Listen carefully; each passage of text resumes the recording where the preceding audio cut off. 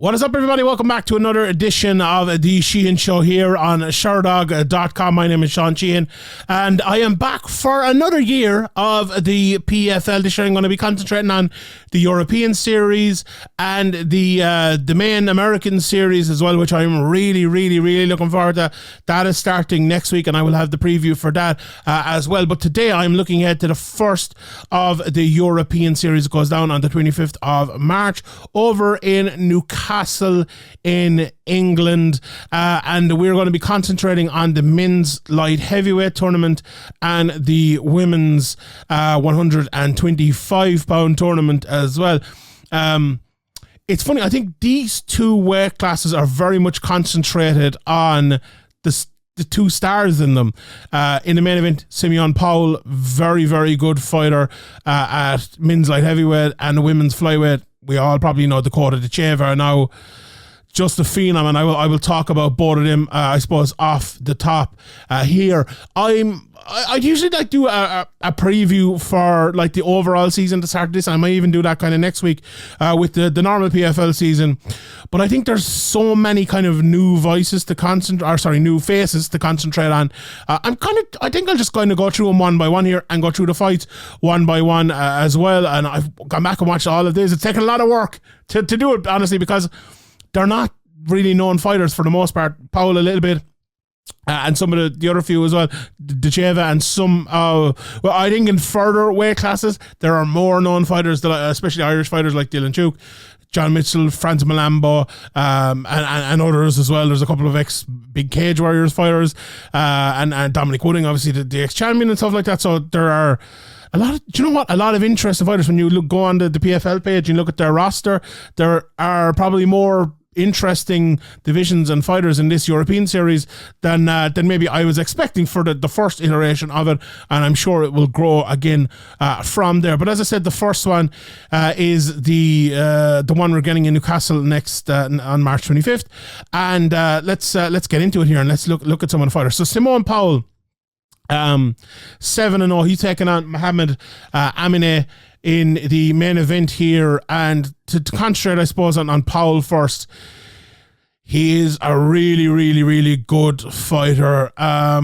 You look at him and the way he moves, you watch one of his fights for 30 seconds and you really think, like, and Dakota Ditcheva in a very similar way, an athlete. You know, this person moves in the way that the best fighters in the world move. Now, not saying that they are the best fighters in the world or anything like that, but you see certain sports people, whether it's fighters, you know, rugby players, American football, they move, they run, they get around in a different way to others.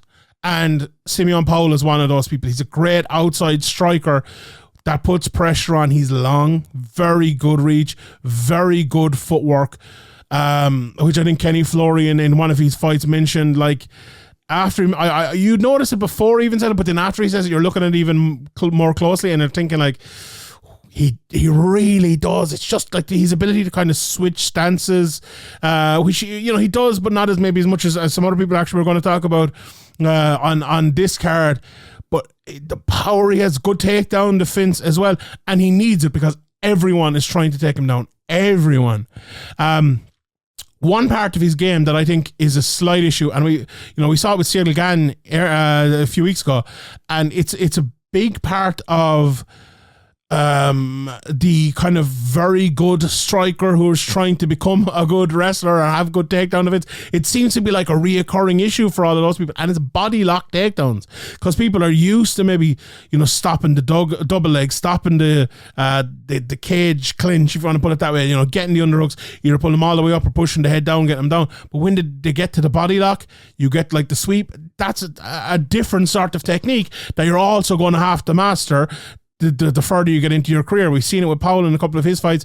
We've seen it with Gagne in the two title fights of his, or two of the three title fights. I know he won the interim one in the middle of that, but I think that's a big key issue for him. Maybe not in the fight here, which we'll talk about in a second, but in future fights. But that's one of the only weaknesses I see, apart from, you know, him being only still young in his career.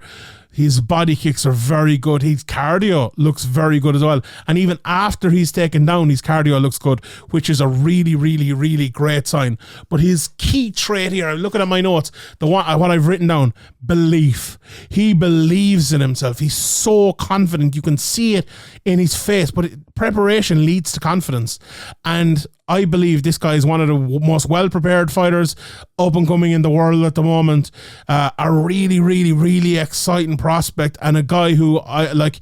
Will Fleury was supposed to be in this, and if Will was in it, he'd be a very tough matchup for Powell. But I think, thankfully for Simeon, probably for the European series in general, to have those two guys meeting now is probably not the best. I think Will deserves to be where he is now in the World Series, so I'm glad that is not. Maybe that's a fight we see next year in the World Series, possibly. We will maybe talk about that at the time, but I think he's going to be a massive favourite here, and rightly so, with the ability he has. Can't speak highly enough of all that ability, and all I've watched of him has been positive.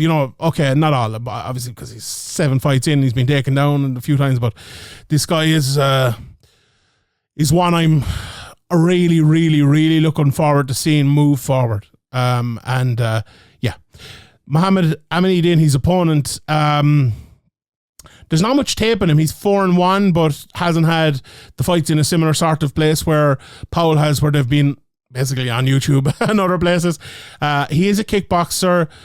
Showed good takedown defense in one of the fights I watched. It was in a ring. He's kind of a pocket counter fighter. So you see Powell throws those long, straight shots a lot of the time, throws his kicks to the body, whereas Mohamed throws lots of hooks to the counters in combos. So he waits for someone to throw, and then he hooks in that pocket, and then it's maybe hook, jab, hook, or then a hook, hook, hook, or hook, kick, hook, or something like that. Lots of hooks right in there. That at light heavyweight is both a great trait to have, because it'll get you a lot of knockouts against guys who maybe aren't as good a kickboxer as you, but it'll also get you hit very hard. And I was watching one of his fights where he did exactly what I talked about there, kind of hooking in the counters.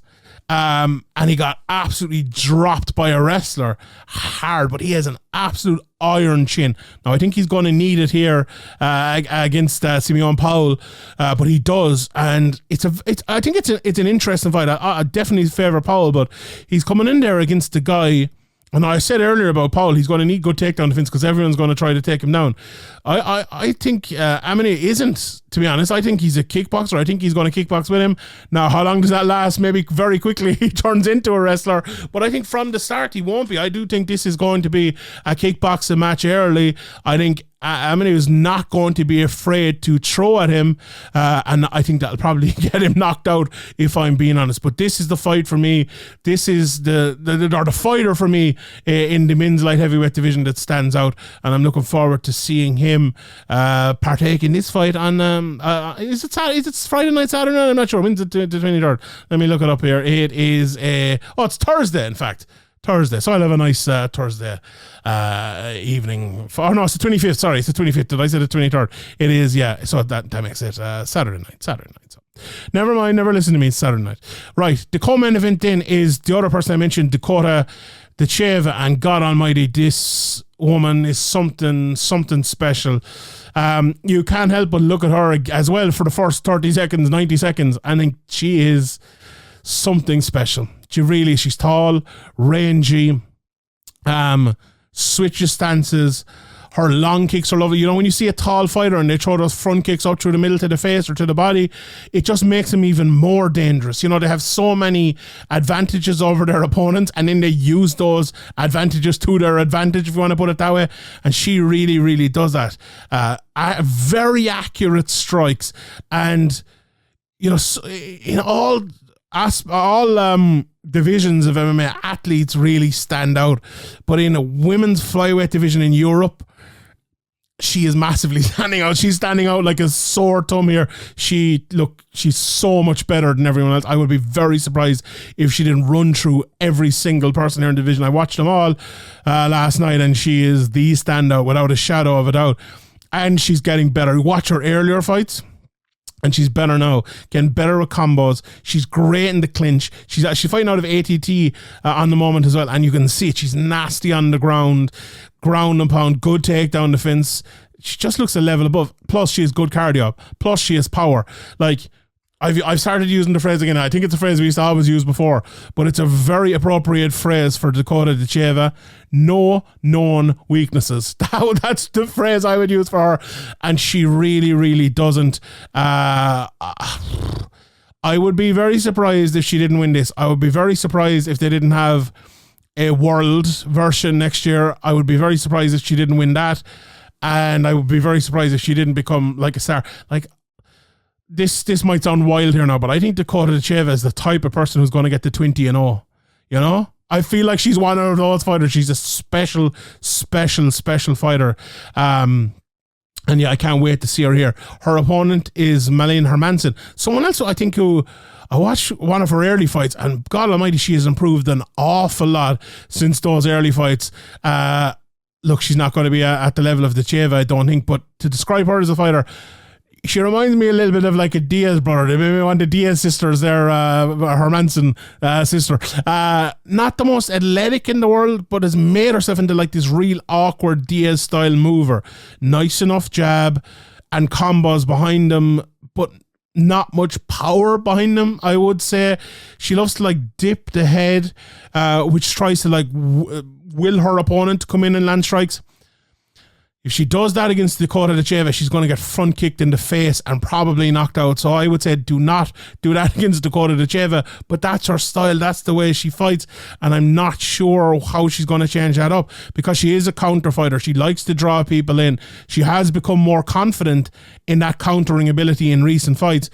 But if you're that confident against Dakota Ditcheva, you're going to have big problems. I don't think her wrestling is strong enough to take her down. She has been taken down herself before. I think Dakota Ditcheva will destroy her on the feet, to be honest. But if she wants to take it to the ground, I think it'll be even easier. Yeah, the only issues Dakota Ditcheva has here are in the pocket. If she gives Malin Hermansson the ability to counter her, which I don't think she will. So yeah, I suspect an easy night on Saturday night for Ditcheva, and I expect many easy nights on many Saturday nights for Ditcheva in the coming years. Let's move on, and we'll go fight by fight here the way to have it. Kenneth Berg against Jakob in Nedoh is an interesting enough fight. Berg, very big, very muscular. Throws hard to get it to the ground, very fast and moving in transitions, and he doesn't look at you. You know, you look at him and he has that, you know, that big kind of muscular, tattooed, cumbersome looking physique, and he does look a little bit cumbersome on the feet, but as I said, throws the power on the feet. But when it gets to the ground, his ability to kind of take the back in transition is really, really good. Loves to attack the neck. That big power as well on the feet. He goes for like standing guillotines, pulls guard, and goes for the guillotines. As I said, the ability to take the back and get rear naked chokes as well. 9-1 in his career, so he's very, very dangerous.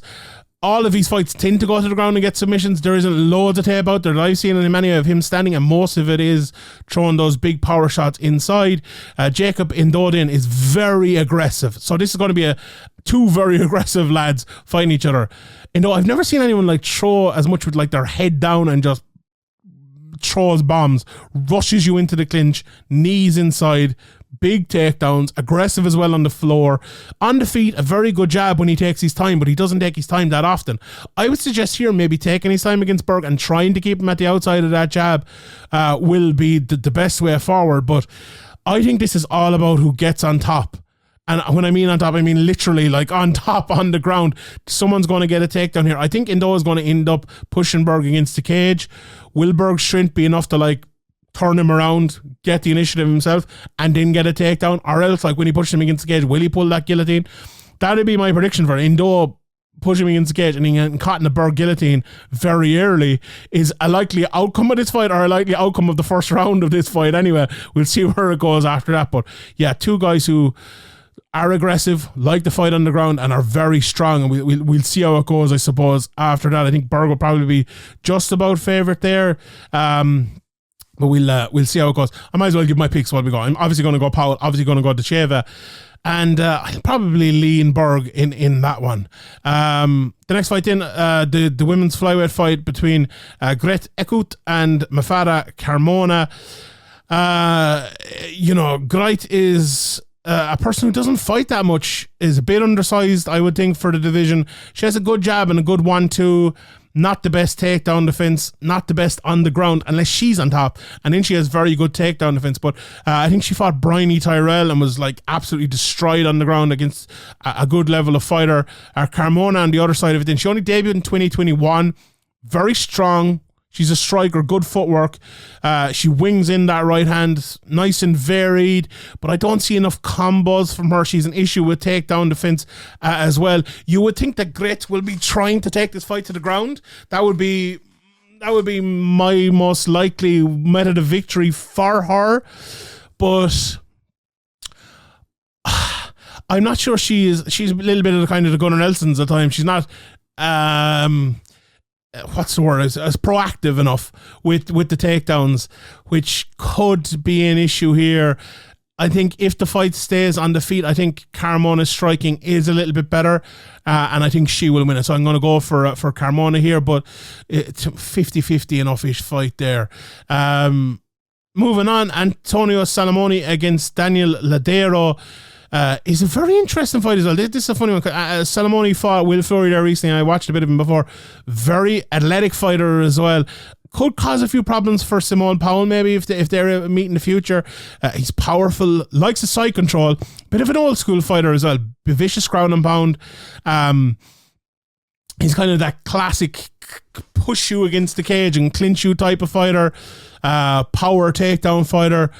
But that was his issue against, say, someone like a Will Fleury, someone who is more powerful than him, who he can't pick up and take down. It's always going to be an issue.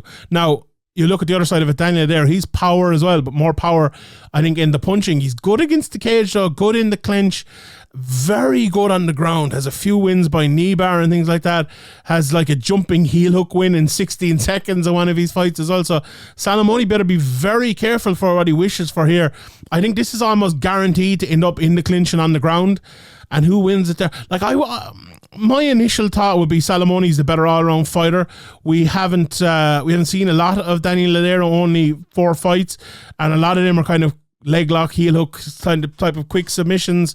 Honestly, I will pick Salamone to win this, but I would not at all be surprised if Ladero caught him in a submission and ended up winning the fight from there.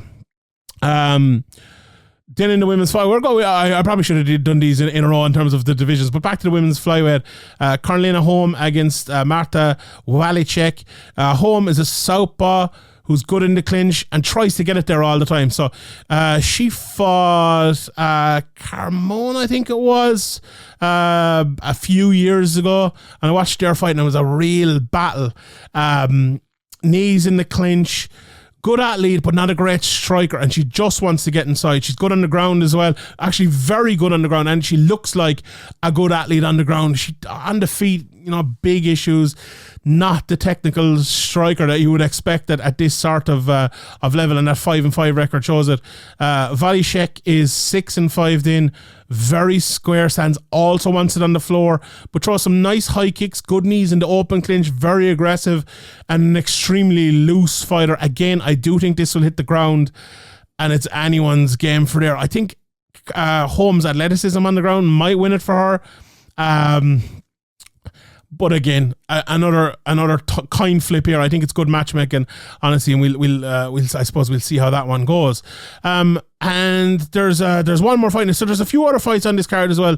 Abdullah Rami hasn't been match made yet, so maybe by the time this video comes out, he will have a fight. And there's a few undercard fights as well, which I'm sure maybe will be backup fights. I know Lewis Monarch is on this card as well, who's a very good fighter. He's 18 fights. He's fighting Oscar Onsworth in the lightweight division. I don't think that's in the tournament, but maybe a backup or something like that. Lee Scott, Sam Robinson are also fighting happening. I think there's a Lewis McGrillen, Salah Kulunikak fight as well. But the last fight in the women's flyweight division is Lizzy Gevers against Valentina Scatizzi. Valentina Scatizzi is the sister of Daniele Scatizzi, who trains out of SPG Ireland and fights over in Bellator. I know Valentina has been training an awful lot with Danny McCormack for her Invicta title fight. And I spoke to Danny about her, and she said, look, she's a very good fighter. You can see by her fights, the two she's had so far, very, very aggressive and very, very strong. She got caught in a submission, lost one of her fights. The other one, she was able to go in and get the win there, and not much tape on her at all, and almost no striking tape on her as a professional. So your guess is as good as mine what to expect there, I suppose. But very good takedowns, very good ground and pound. I said very aggressive as well. Lizzy Gevers on the other side, then only 3 fights as well. She's 3-0. Again, strong looking, aggressive looking, scrappy striker, likes to clinch and throws, good on top. Nice knees in the clinch, good passer, good BJJ at home on the ground. So 2 very similar fighters, I would say. And I think that fight comes down massively to the takedown. Who can get that takedown? Who can win in the clinch? Who is stronger in the clinch will determine this fight, I think. And determine who moves on, I suppose, in the competition and gets to the next stages of it. Still very young in their careers, but you look, say the winner of that, let's say the winner of that fight was to fight the winner of Cornelia Holm against Marta Waliczek. I think they'd have a good chance of probably winning, that fight against people with a lot more, on their record and a lot more experience than them. And even like the Griet Eeckhout fight against Carmona, I think even that one, you might draw the short straw and you might end up fighting Dakota Ditcheva. But I think... I think no one will want that one. Maybe one of the other ones might find it a little bit easier to get through there. But yeah, look, I think there'll be better cards this year in the PFL European Series. But I like the Simeon Powell fight. I think that'll be good. I think Ditcheva will put on a show. I think the best fight of the night will probably be Jakob against Kenneth Berg. I'm very interested to see if Ladero can get the submission. And you know what? In the women's flyweight division, I said it there 3 or 4 times. There's a lot of athletic women there who are not that don't have that many wins or don't have that many fights even, but someone could emerge. Who's going to emerge? If there's one of those, the last 2 fights I said there, 2 good wrestlers, Scatizzi and Gevers, one of them can emerge as a very good wrestler and goes in there against Ditcheva and can get a few takedowns. Their stock could rise very, very quickly in that division. So that's the sort of thing I'm kind of watching these fights for and willing to give this undercard a chance to see who emerges and see who becomes, in the series last year, Ryoji Kudo was a guy for me that I kind of never heard of before. Just watched him coming in to prepare for the preview, and in his Brendan Loughnane fight and his couple of fights around that really impressed me. And now he's one of my favorite fighters to watch. I'm looking forward to seeing him fighting. I think, is he fighting next week or is he fighting? He's fighting definitely in this series anyway. So I'm really looking forward to that. But that's what I want to see emerge in either the light heavyweight division here or the women's flyweight division, and we'll see if and when that happens. But I will leave it there for this one. I will be back in a few weeks again for the next PFL European Series. That is coming up. I'll tell you now when that is. That is the 8th of July. So that's a good bit away as well. That is the number 2 series. That's going down in München. And then the third one is in Paris on the 30th of September.